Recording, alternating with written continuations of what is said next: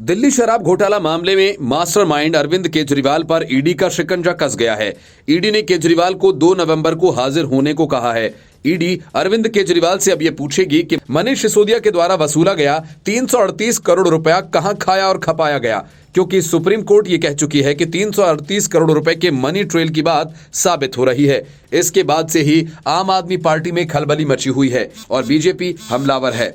शराब घोटाला मामले में मनीष सिसोदिया और संजय सिंह के बाद अरविंद केजरीवाल ईडी के निशाने पर ऐसे ही नहीं आ गए। ईडी ने अपनी चार्जशीट में अरविंद केजरीवाल का नाम कई जगह लिखा है। आम आदमी पार्टी के संयोजक अरविंद केजरीवाल को पीएमएलए यानी धन शोधन निवारण अधिनियम के तहत समन जारी किया गया है। सूत्रों का कहना है कि दिल्ली में मामले के जांच अधिकारी के सामने पेश होने के बाद एजेंसी मुख्यमंत्री का बयान दर्ज करेगी।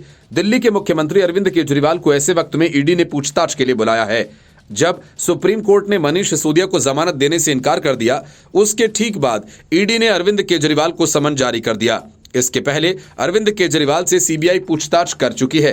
ईडी ने दिल्ली शराब घोटाला मामले में दाखिल अपने आरोप पत्रों के बारे में कई बार अरविंद केजरीवाल के नाम का उल्लेख किया और कहा कि आरोपी दिल्ली आबकारी नीति 2021-22 को तैयार करने और लागू करने के संबंध में आम आदमी पार्टी नेता के संपर्क में थे। हालांकि बाद में यह आबकारी नीति रद्द कर दी गई थी।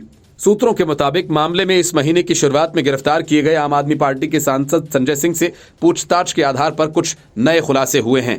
सूत्रों ने कहा कि अरविंद केजरीवाल से नए सुरागों पर स्पष्टीकरण मांगा जाएगा।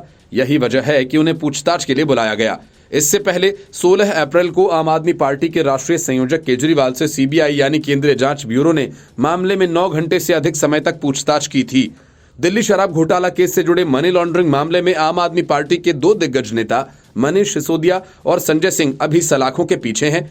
मनीष सिसोदिया को झटका देते हुए सुप्रीम कोर्ट ने दिल्ली आबकारी नीति मामले में संबंधित भ्रष्टाचार और धन शोधन मामलों में उनके नियमित जमानत याचिका खारिज कर दी और कहा कि मामले में अस्थायी तौर पर 338 करोड़ रुपए के हस्तांतरण की पुष्टि हुई है। बीजेपी ने केजरीवाल को घोटाले का मास्टरमाइंड बताया है।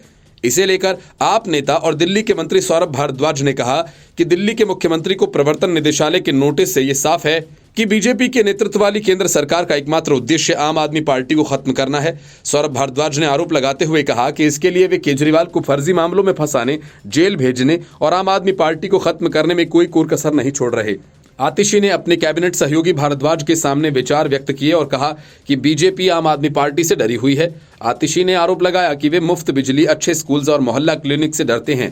वे हमारे नेताओं को झूठे मामलों में फंसाकर जेल में डालना चाहते हैं। बीजेपी की दिल्ली इकाई के अध्यक्ष वीरेंद्र सचदेवा ने कहा कि केजरीवाल को समन और उसी मामले में दिल्ली के पूर्व उप मुख्यमंत्री मनीष सिसोदिया की जमानत याचिका खारिज होने से बीजेपी का ये रुख सही साबित हुआ है कि आबकारी नीति घोटाला हुआ है। वीरेंद्र सचदेवा ने यह कहा कि सुप्रीम कोर्ट द्वारा सिसोदिया की जमानत याचिका खारिज किए जाने से बीजेपी के शराब घोटाला के आरोप सही साबित हुए और अब दिल्ली को ईडी का समन इस भ्रष्टाचार गाथा को अंजाम तक पहुंचाने का अंतिम कदम है, क्योंकि वह खुद जेल जा रहे हैं।